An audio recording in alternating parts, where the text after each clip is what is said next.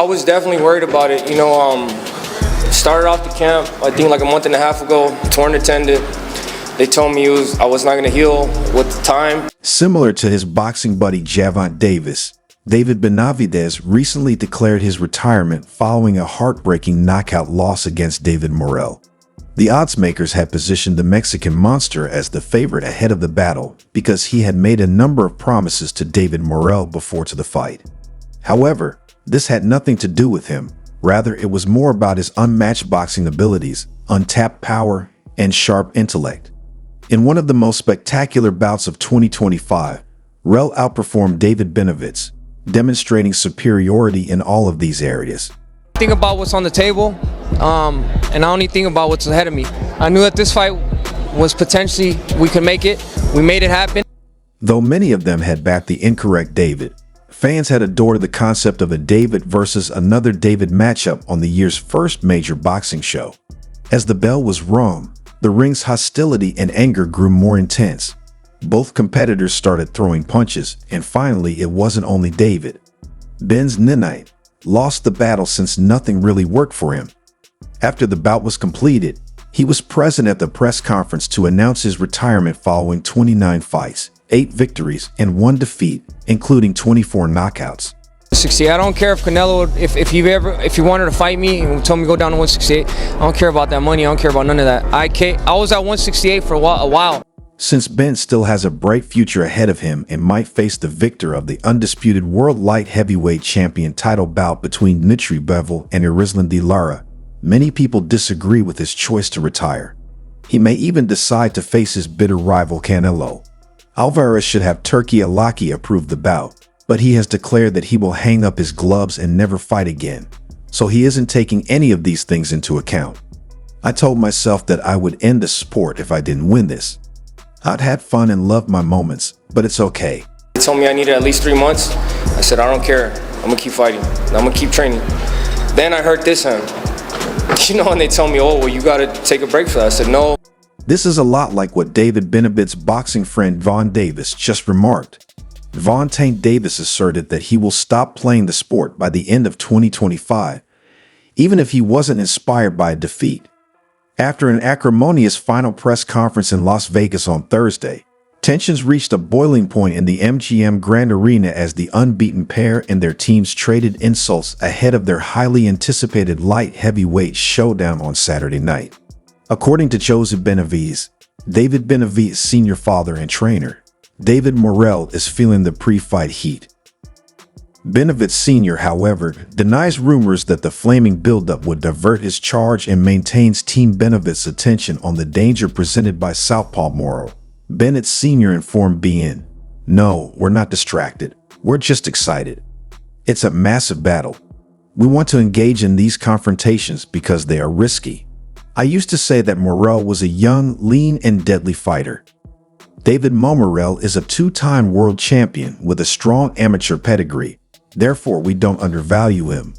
Although he is a skilled fighter, I think David Benavidez is at a higher level, and I anticipate that he will demonstrate that on Saturday." 27 years old, and we just gotta keep winning impressively, in order to keep fighting the best at 175 and 168. What's the highest weight class you've been, David? I think, to be honest with you, I think he could definitely go to heavyweight. The experience has dominated most of the pre-fight conversation. Bees has an advantage in the paid ranks. Despite his amateur background, Morrell has only advanced past 4 rounds 4 times as a professional, and each time at a level far lower than the one he is competing at this weekend.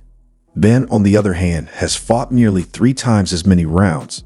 Since making his professional debut in 2013 at the age of 16, he has defeated former world champions Demetrius Andrade, Alexander Gazek, and Caleb Plant in the way. According to Benavidez Sr., the difference on fight height may lay in the difference in experience and the capacity to withstand the pressure that comes with a highly anticipated grudge battle. And maybe when he's about 30 years old, 31 years old, that's the plan to go to heavyweight.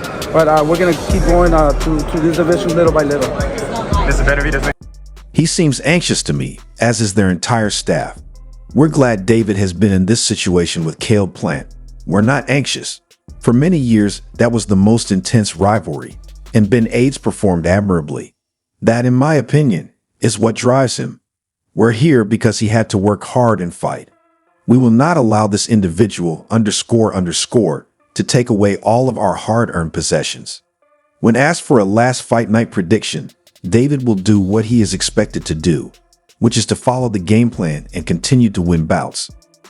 Morrell would suffer for underestimating his son's skills and his pre-fight robot jibes, according to Benavidez Sr., who envisioned a torturous night for the Cuban.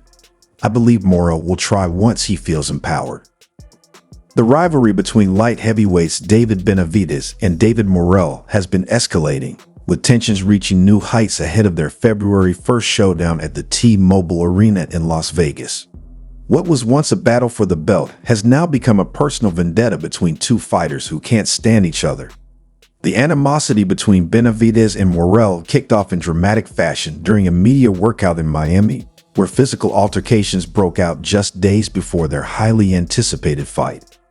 Benavidez was the first to make physical contact, shoving Morrell in the chest. Morrell quickly fired back by hurling his WBA championship belt at Benavidez, fueling the fire even further. The incident seemed to confirm that the bad blood between the two fighters would spill over into the ring. After the altercation, Benavidez spoke to reporters, claiming that he had tried to keep things cordial, even attempting to shake Morrell's hand. He stated that while they had exchanged trash talk in the past, he was hoping for mutual respect going into the press conference. However, when Morrell continued to disrespect him, Benavidez was not about to let it slide. Benavidez's frustration was clear. I tried to shake his hand, be cool. Last press conference we had trash talking, but then after, we were shaking hands and stuff. So I was expecting the same thing, he said.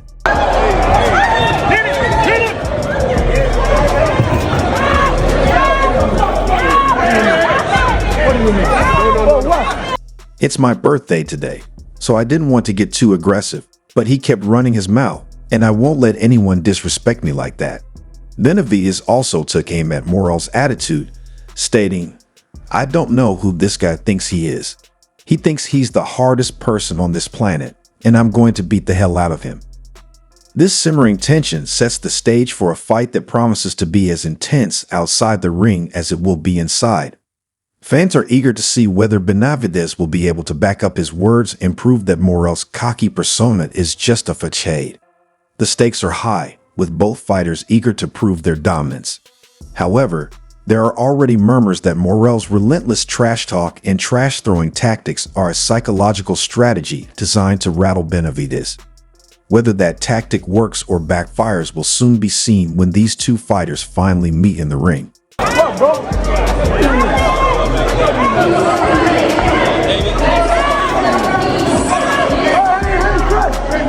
David Benavidez has decided to move on from the prospect of fighting Canelo Alvarez, acknowledging that his retirement has left him with no choice but to let go of the fight he once pursued. Canelo, meanwhile, has never fully committed to facing Benavidez, pointing out the financial risks involved in taking on such a dangerous opponent. He explained that a win over someone like Terence Crawford, who is 36 and smaller, wouldn't add much to his legacy, while a loss would tarnish his reputation as being beaten by a smaller man. As a result, Canelo sees little incentive to take on the challenge. Benavidez, a larger fighter at 6 feet compared to Canelo's 5'9", has expressed that he would demand $200 million to face him. This led Benavidez to make a key decision months ago. He informed the World Boxing Council, WBC, that he would relinquish his super middleweight mandatory status to Canelo, opting instead to pursue his light heavyweight title. WBC President Mauricio Suleiman confirmed this move, explaining that while Benavidez would still face mandatory contenders at light heavyweight, he was no longer willing to wait for a Canelo fight. Suleiman added that Canelo, a 4-division champion, had refused to fight Benavidez for less than $150 million, a demand that Benavidez felt was not worth waiting for any longer. Rather than continue to wait for a fight with the Mexican superstar, Benavidez has chosen to focus on forging his own path and building his own legacy, independent of Canelo. Benavidez, now 27, is determined to create his own opportunities and step away from the shadow of Canelo Alvarez. I don't need anybody here, bro. Only you and me. Only you and me. Only you and me. Only you and me. Many once believed that David Benavidez, often referred to as the Mexican Monster, had a brilliant career ahead of him. However, it's disheartening to realize that his most recent victory was over Alexander Wojcik, a 37-year-old fighter known as the Nail for his tough offensive style. Wojcik certainly earned that nickname after a grueling 12-round battle with Benavidez. Yeah. Because he's 14-0 with 14 knockouts, 15-0, 15 knockouts. The thing I see about him is a little bit different. It might be an easier way to beat him is that he's really flat-footed. Despite Benavidez's relentless attack, Wojcik displayed remarkable durability, absorbing everything Benavidez threw at him in a hostile, back-and-forth fight. This marked a significant moment for Benavidez, who was moving up to 175 wolves in search of new challenges in the light heavyweight division. Wojcik proved to be a formidable opponent, showing grit and resilience, which ultimately made the victory all the more hard-earned for Benavidez. For all the latest updates on the world of boxing, from thrilling moments to key events, be sure to stay connected with us by subscribing to our YouTube channel. Don't forget to turn on notifications so you're always in the loop with fresh content. Until next time, stay tuned.